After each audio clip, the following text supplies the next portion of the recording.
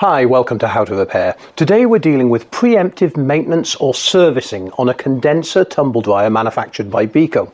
This video can actually be used also for heat pump tumble dryers, as the ducting system is pretty much the same.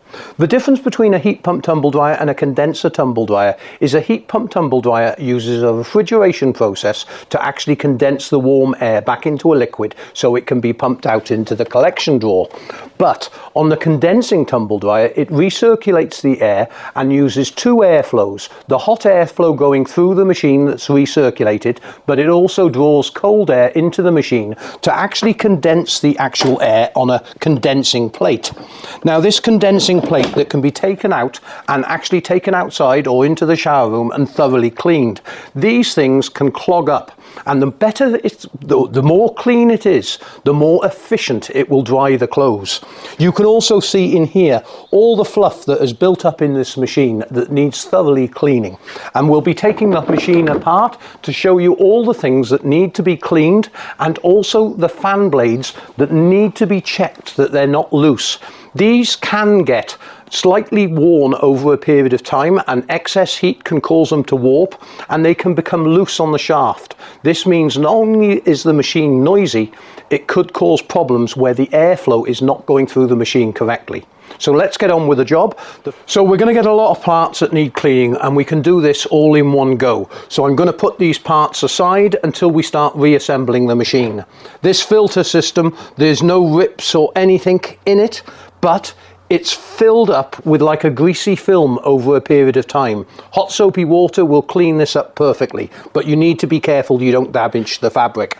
We've got to clean all in the ducting, which we'll do in a bit. We'll take the condenser plate out, and this has got to be taken outside or into the shower room to be cleaned. Okay, we're going to take the front grille off here as well, because this needs a clean as well, and some hot soapy water will sort that out. Just pressing the pin down on the right hand side and this will come away. You've also got the ducting air which is drawn into the machine through here. We can clean all inside here, and back here is the fan blade, which we'll get to later. We've also got the ducting up here that all needs to be clean, but we'll strip the machine down first. On heat pump tumble dryers you will have a different filtration system. The compressor is normally on this side and the evaporator plate is on this side. They are much more complicated to clean, and there are other videos out there for you to see on this. But also you want to make sure that all this ducting that runs through the machine is thoroughly clean on heat pump tumble dryers. Also on the front here you can see access to the NTC sensor, which is quite useful for anyone dealing with the heating system, but that will be in another video. So let's turn the machine off and turn the machine around. Okay, we're going to have to remove both side panels and the lid on the machine, and we're also going to have to remove the back plate.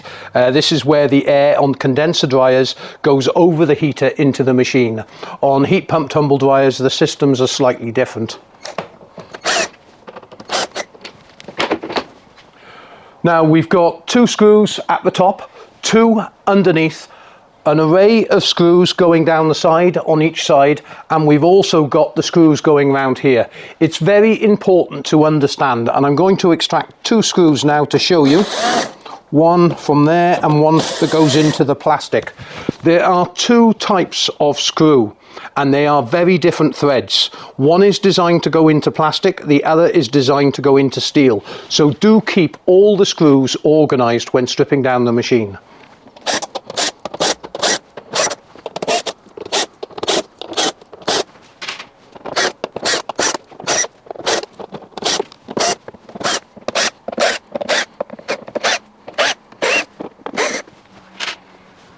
The last screw on the panel, do hold the panel while undoing it so it doesn't fall away and damage the heater. The heating system, cutout thermostat, cycling thermostat.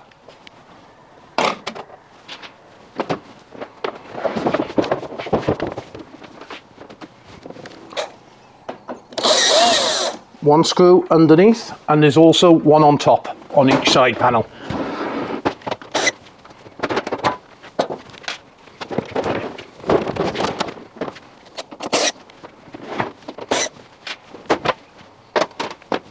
Now, when doing the maintenance, a vacuum cleaner is very important with some good attachments. Now, let me explain attachments. I have a car kit here which I use to get into all the nooks and crannies. Sometimes the big pipe won't go in, so you really want some nice accessories for actually cleaning. It's also a good idea to have a paintbrush to actually agitate the actual dust so you can hoover it up.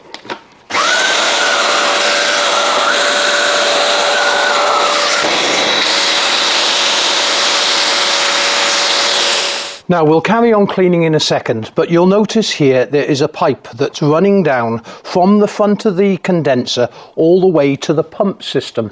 And it's not always what you see on machines that causes the problem. This machine was also leaking water on the floor when I did a couple of test cycles with it, and there was a few drips. Not a lot of water was ending up in the actual collection tray. So I guarantee you that this pipe, if I can get it off, will have rubbish in it. There's a few drops of water in there. There we go. Prime example. Fluff has actually built up inside this pipe, and it was stopping water at the front of the condenser running down to the actual pump unit. So make sure that this hose is absolutely clear.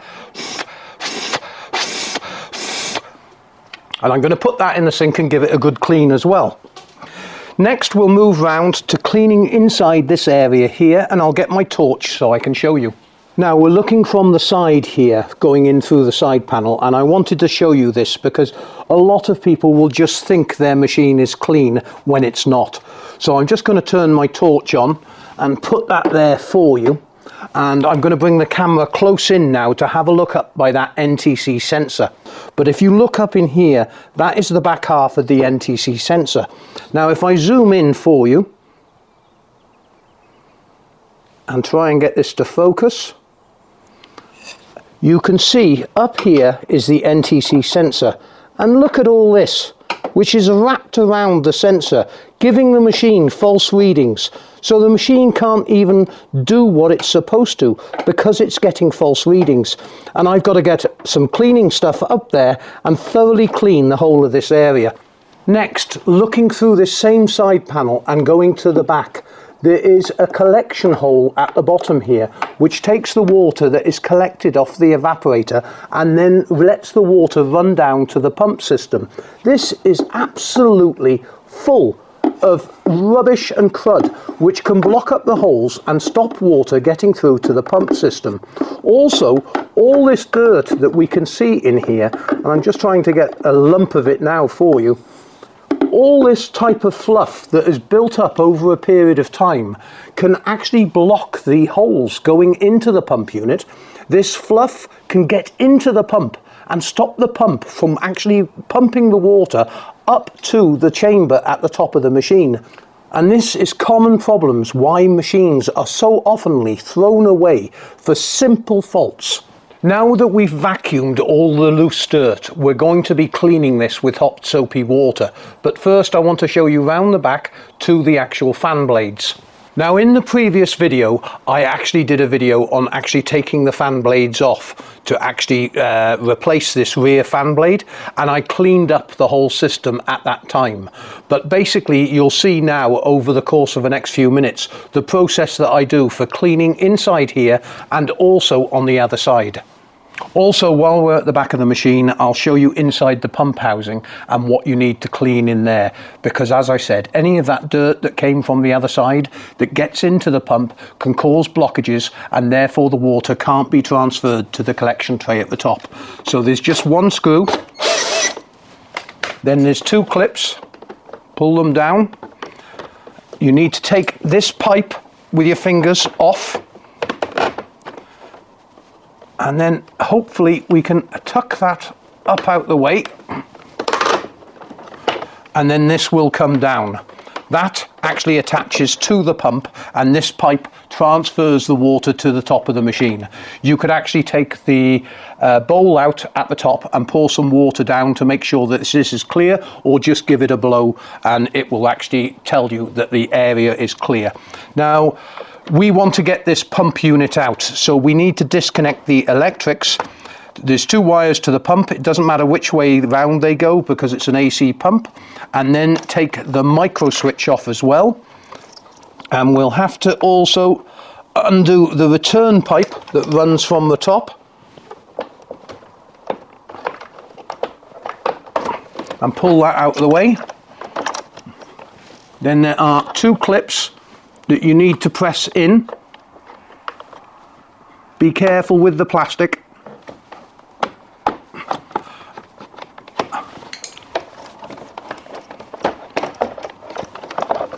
And then the pump unit can come away. If you look here, you can see the actual bits of fabric that are still on the pump. And this, although the pump is working, because I have tested it, if we look closely inside this chamber here, inside here, you can see all the actual dirt that's built up. And I'll just bring the camera close in for you. So this is the pump chamber, and we've got the float switch. Oh, yeah, you were talking about crud that comes down through. Look at that. Yeah, I've got to clean all this out. There are some ducting holes here where the water runs down from the top chamber down to the bottom, but all this area needs thoroughly cleaning. So I'm going to put the pump to one side with the actual float switch, and then when we get to the point of soapy water, I will be able to clear all this area out.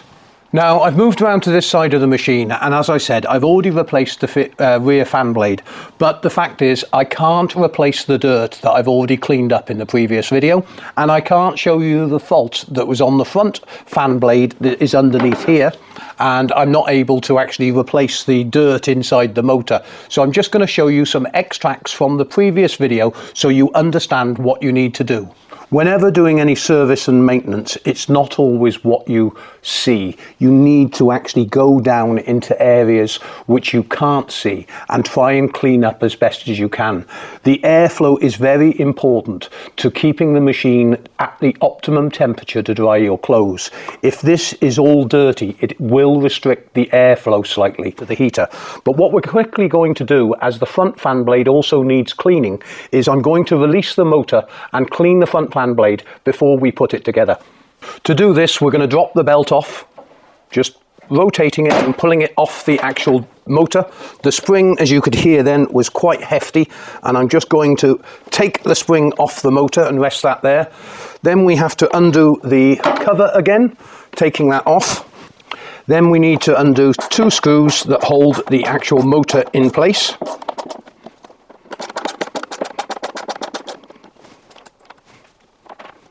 Take the actual covers off. You'll notice there's a hook that locks into the plastic on each side. We can then lift up the motor, disconnecting the electrics, and now we can undo this nut to take the fan blade off to actually clean it all up. Okay, just noticing here now, we've caught this at the perfect time.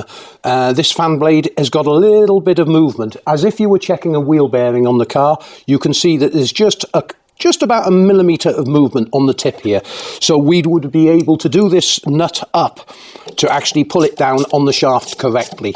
But the first thing we want to do whenever doing maintenance is take the fan blade off, and we're going to put this in some hot soapy water to clean it all up.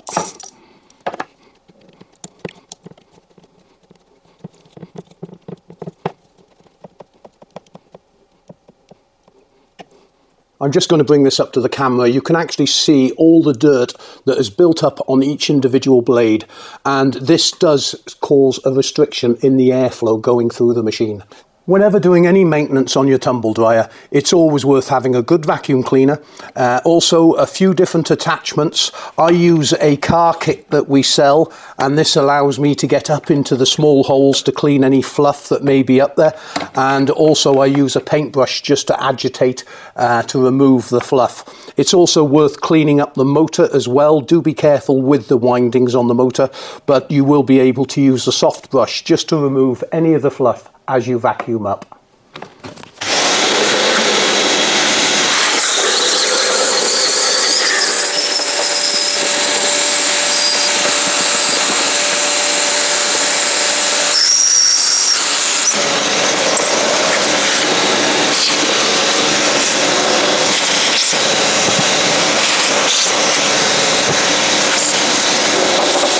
Okay, as we've got most of the dirt hoovered up, but you've also got this type of stuck stuff all over the machine, what you're going to have to start doing now is cleaning it with hot soapy water. Now, what I would suggest you do is, as we're starting from the top, if you put a towel in there, at least it's going to catch all the stuff that comes out and doesn't go on your floor.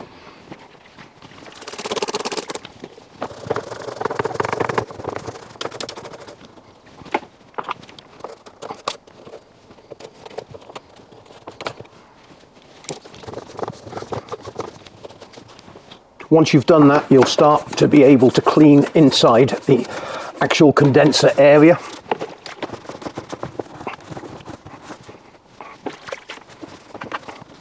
And make sure you get all the way down to the back where the water drains down and clean that area thoroughly. You'll even be able to check it by actually pouring some water and making sure it transfers to the pump collection tray. When it comes to cleaning components like this, it really needs to be done on a flat surface, as you might damage the mesh. Just give it a good soak in a detergent, and then you'll be able to actually agitate it and not damage the actual fabric.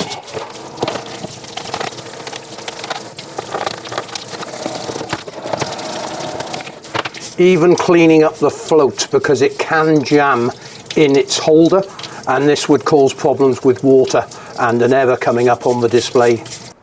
Okay, this is the most important part in the whole of this video.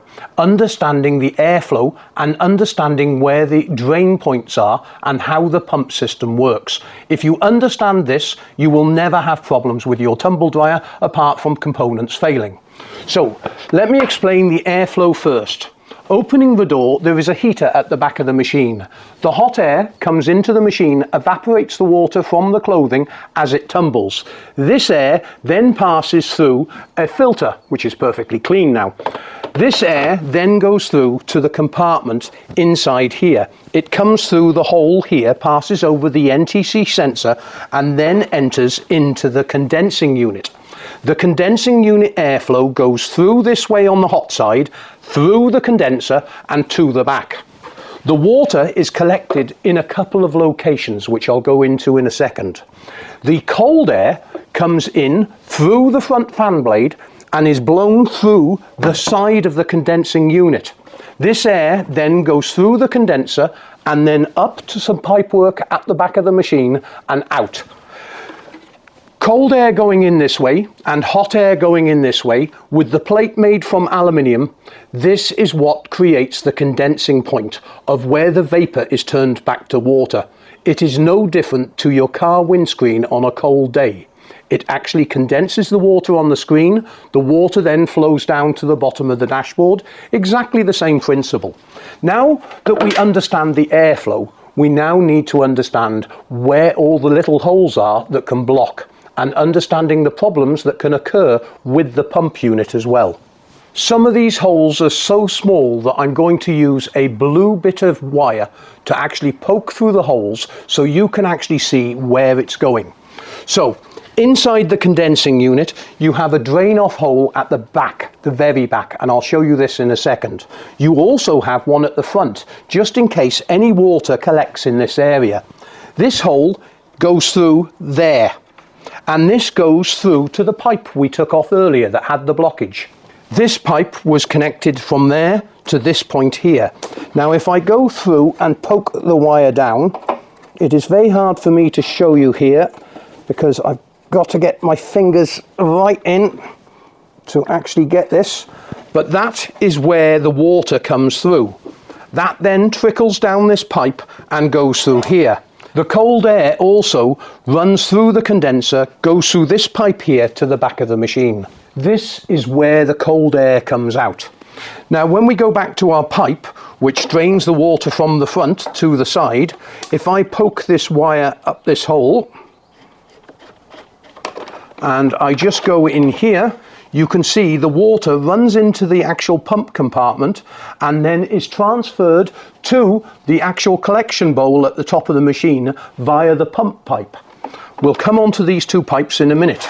Now there is another hidden hole and a hidden pipe which not many people are aware of. The back plate of the machine that we saw earlier, which I cleaned up, actually fits tightly to this area here. And hidden underneath here, behind this piece of plastic, is also another drain hole.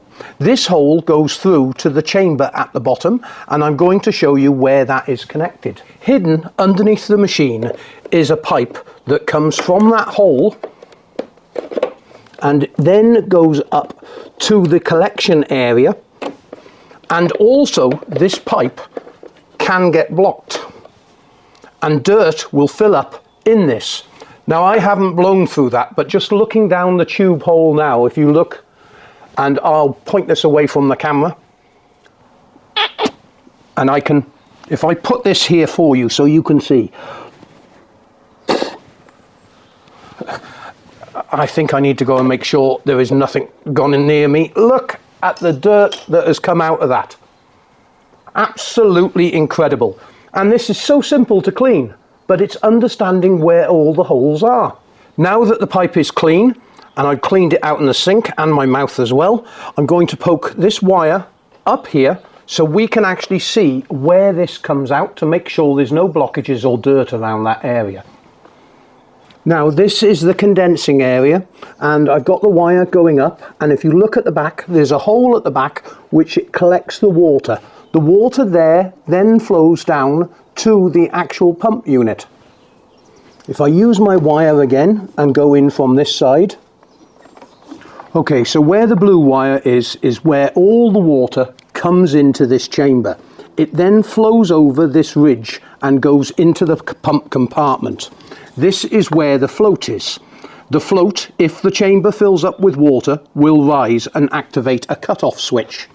The pump unit itself is attached to our pipe that runs up to the top of the collection drawer. If the collection drawer fills up with water, it then overfills and any excess water comes down the return pipe.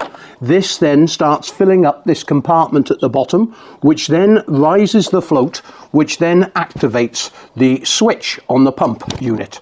This switch is the emergency cutoff, which will then stop the machine and you'll end up with a warning light. The pump is turned on every 5 minutes or so, or it may, depending on the cycle, the pump is activated and this is constantly taking water up to the chamber at the top. If all these pipes are clear and everything is kept clean, then the machine will work perfectly. If you have any blockages in any of these pipes and it is unable to transfer the water to this chamber so it can actually pump the water to the top of the machine, then this will cause leaks on the floor. And this is a common problem with all condenser tumble dryers. Also, making sure the machine is 100% level is really important, because you saw where the holes were, and if the hole is not, the slope is not going to the hole, then of course the water is not able to be drained away. Okay, we're now ready to completely reassemble the machine. Everything is clean, but I do suggest you watch the last minute of this video.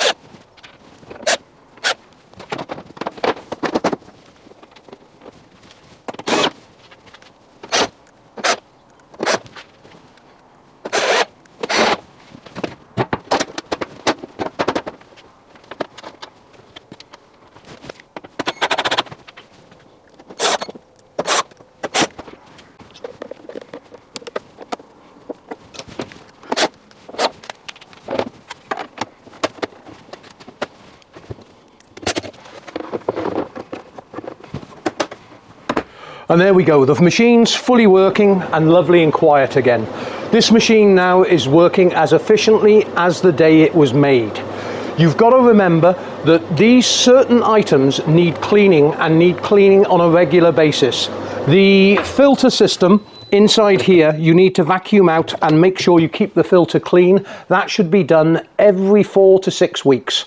The condensing unit at the bottom, this needs to be taken out every couple of months and hosed out in the garden, and make sure you clear the water wells completely. The pipes that I took off need to actually be cleaned, I would suggest every 12 months, and the side panels taken off the machine and just vacuum inside it. I can't emphasize this enough, how important it is. It will not only dry your clothes much quicker, the energy you will save on electricity is phenomenal, and also the life of the machine will last you many, many years. Bekos are actually quite affordable parts, so even if something goes wrong, as in the previous video, I replaced a fan blade. It was less than £20 retail. The pump unit is £20–25. The heating system is under £40. These are all affordable items, and the machine is saved from going to the big scrap heap in the sky. Thank you very much indeed for watching this video. There is a full playlist on all repairs on Beko tumble dryers and condenser tumble dryers, and there's a link in the description below to any parts that you require. Thanks very much indeed for watching. Remember to give it the thumbs up, and of course, if we really helped you, you can always click on the Bipolar Beer page to donate to the website. Thanks very much indeed for watching.